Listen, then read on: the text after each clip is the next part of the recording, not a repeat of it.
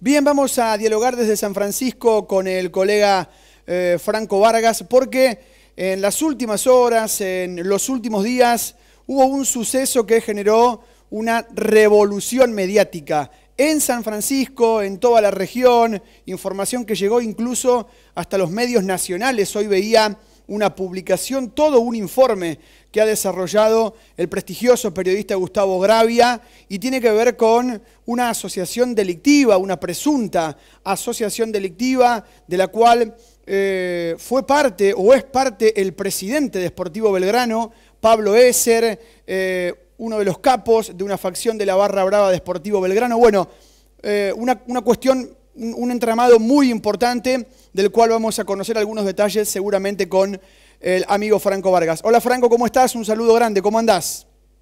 Lisandro, ¿cómo te va? Buen día, un saludo grande para todos. Bueno, un placer primero tenerte, gracias por estos minutos, y me gustaría que nos presentes a Pablo Esser, al presidente de Sportivo Belgrano, detenido. ¿Quién era? ¿En qué se transformó desde que llegó a ser presidente de Sportivo Belgrano? ¿Cómo llegó a serlo? Contanos un poquito de quién estamos hablando. A ver, Pablo Esser es una persona joven, es un sanfrancisqueño de 47 años, que toda su vida estuvo ligado al Club Deportivo Belgrano.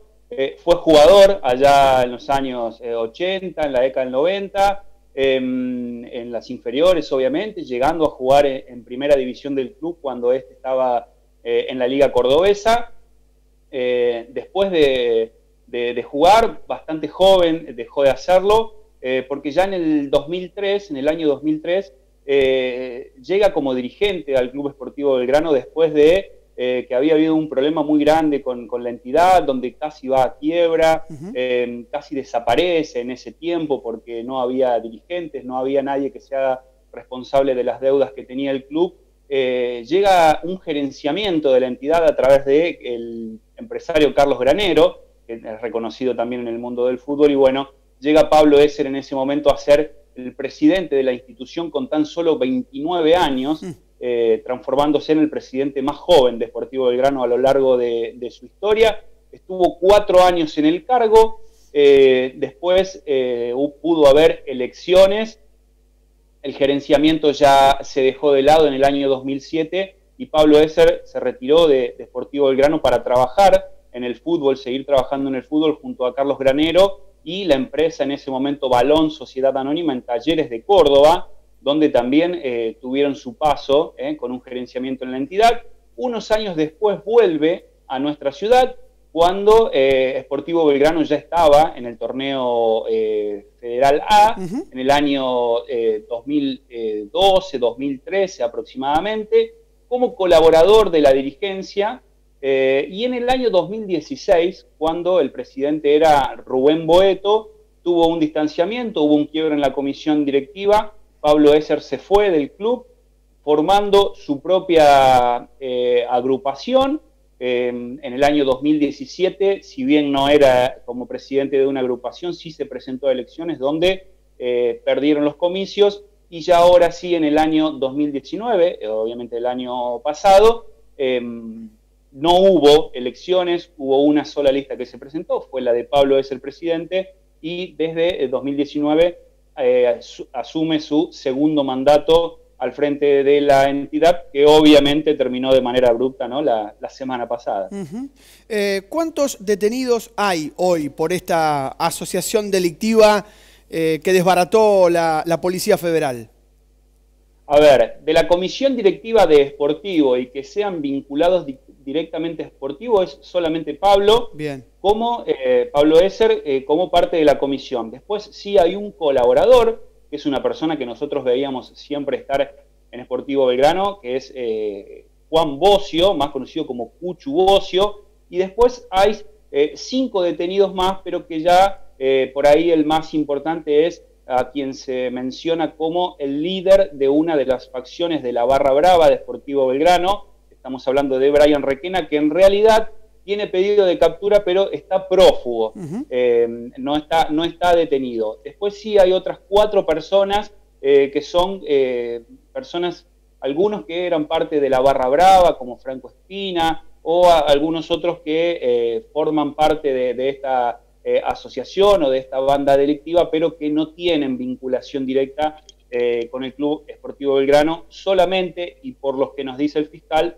son parte de este accionar delictivo que llevaba a cabo la banda, que según el fiscal era liderada por el presidente deportivo Pablo Esser, donde, bueno, la acusación más grave que se hace obviamente es el narcotráfico, pero también se habla de lavado de activo, emisión de facturas trucha, problemas con la venta y la compra de IVA, y también con el tema de emisión de cheques, bueno, Pablo Esser era dueño de una financiera, es el propietario de una financiera aquí en San Francisco, donde se habla también que se hacían negocios con los famosos $200 de los que tanto se están hablando en este último tiempo, donde se reclutaba gente para que compren, para a través de su financiera hacer el negocio con, bueno, sería el lavado de activos en todo esto, ¿no?